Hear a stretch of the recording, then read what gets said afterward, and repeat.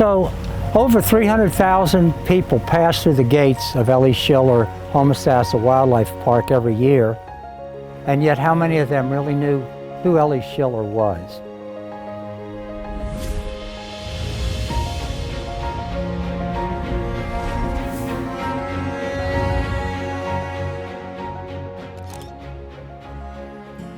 So Elmyra, better known as Ellie Schiller, really probably developed her love of wildlife as a fisheries biologist on the West Coast.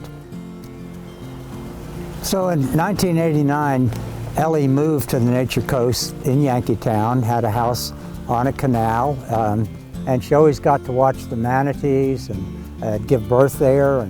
And so she was an animal lover from when I first met her, and she just did a lot for this county in particular. Three Sisters Springs was a manatee area packed with sometimes hundreds of manatees, and it was owned by some development interests that were going to put several hundred units around it. Ellie fought hard to try to get that purchased. Ellie had promised that the foundation would give up to $2 million to help with that acquisition. And unfortunately, Ellie developed cancer and passed before that acquisition occurred, but we felt like a great opportunity to just continue with what she had promised, and so we were able to chip in and help to acquire Three Sisters Springs. But even prior to that, I had known of other projects Ellie did in Citrus County. Felburn Park over near Inglis by the big bridge is 138-acre park with a paved trail all the way out to the Gulf of Mexico that she purchased to prevent it becoming developed.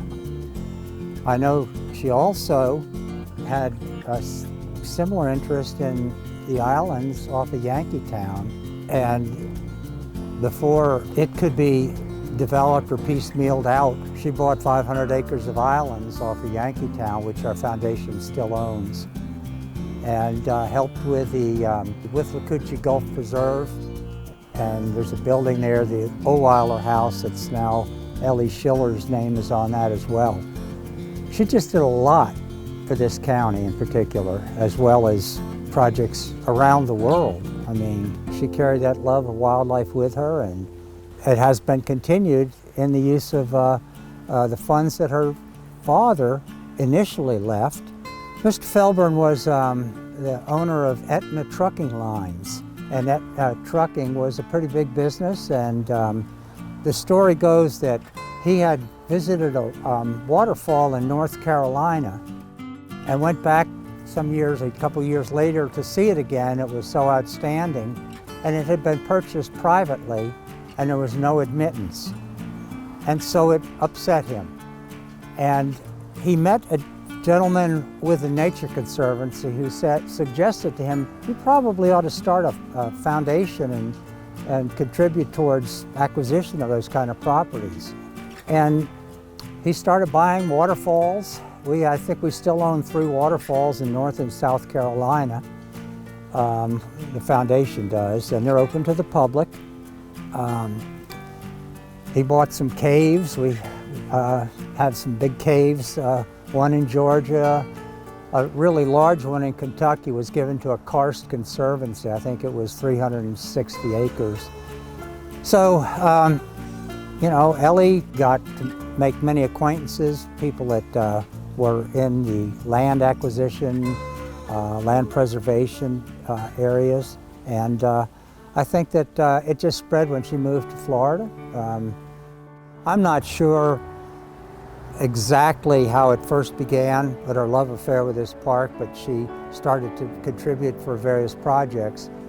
And I think that the ongoing contributions began to mount up with this park, and I think that the state park folks recognized that this lady really was making significant changes in the park and gave her the honor before she died, thank goodness, of naming it Ellie Schiller Homosassa Wildlife Park.